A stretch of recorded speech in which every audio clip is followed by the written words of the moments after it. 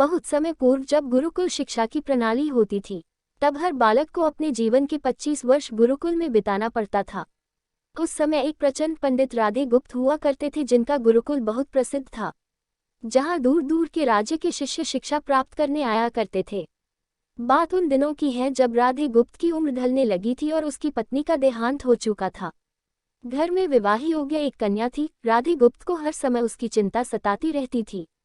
वह उसका विवाह एक योग्य व्यक्ति से करना चाहते थे, जिसके पास संपत्ति भले ना हो पर वह कर्मठ हो, जो किन्हीं भी परिस्थिति में उसकी बेटी को खुश रखे और उचित समय पर उचित निर्णय ले सके।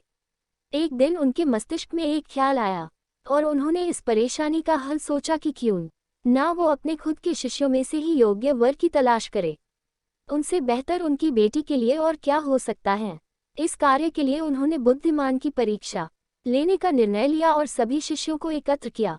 राधे गुप्त ने सभी से कहा कि वे एक परीक्षा आयोजित करना चाहते हैं, जिसमें सभी की बुद्धिमानी का परिचय होगा। उन्होंने सभी से कहा कि उन्हें अपनी पुत्री के विवाह की चिंता है, जिसके लिए उनके पास पर्याप्त धन नहीं है। इसलिए वे चाहते हैं कि उनके शिष्य विवाह में लगने वाली सभी सामग्री कैसे भी करके एकत्र करें। भले उसके लिए उन्हें चोरी का रास्ता चुनना पड़े, लेकिन उन्हें चोरी करता कोई भी देख ना सके, इसी एक शर्त का पालन सभी को करना है। अगले दिन से सभी शिष्य कार्य में जुट गए। रोजाना कोई न कोई तरह तरह की वस्तुएं चुरा कर लाता और राधा गुप्त को दे देता। राधा गुप्त उन्हें एक विशेष स्थान पर रख देते, क्योंकि परीक्षा के बाद यह सभी वस्तुएं उनके मालिक को वापस करना जरूरी था, क्योंकि वे अपने शिष्यों को सही ज्ञान देना चाहते थे। सभी शिष्य अपने अपने दिमाग से कार्य कर रहे थे, लेकिन इनमें से एक चुपचाप गुरुकुल में बैठा हुआ था, जिसका नाम रामास्वामी था। वह राधा गुप्त का सबसे करीबी और होनहार छात्र था। उसे ऐसा बैठे देख राधा गुप्त ने इसका कारण पूछा। तब रामास्वामी ने बताया कि आपने परीक्षा की शर्त के रूप में कहा था कि चोरी करते वक्त इसे कोई ना देख सके। इस प्रकार अगर हम अकेले में भी चोरी करते हैं तब भी हमारी अंतरात्मा उसे देख रही है। हम खुद से उसे नहीं छिपा सकते। इसका अर्थ यही है कि चोरी करना व्यर्थ है। उसकी यह बात सुन राधा गुप्त के चेहरे पर खुशी छा जाती है। वे उसी वक्त सभी को एकत्र करते हैं और पूछते हैं कि आप सबने जो चोरी की, क्या उसे किसी ने देखा? सभी कहते हैं नहीं। तब राधा गुप्त कहते हैं कि क्या आप अपने अंतर्मन से भी इस चोरी को छिपा सके? सभी को बात समझ आ जाती है और सबका सिर नीचे झुक जाता है, सिवाय रामास्वामी के।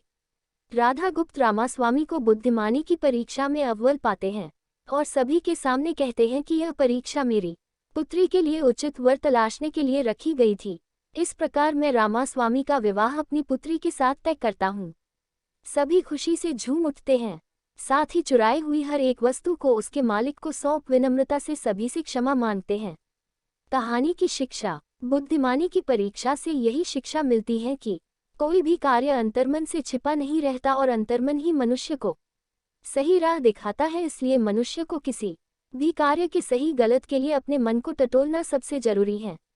आज मनुष्य ने अंतरात्मा की आवाज़ सुनना बंद कर दिया है, इसलिए ही वो गलत रास्ते पर जा रहा है। हमारी अंतरात्मा कभी हमें गलत राह नहीं दिखाती।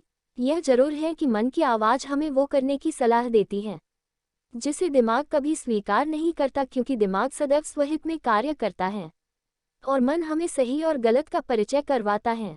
यह सही गलत का परिचय ही हमें सदैव बुराई से दूर रखता है। किसी भी कार्य के पहले हमें मन की आवाज़ जरूर सुनना चाहिए।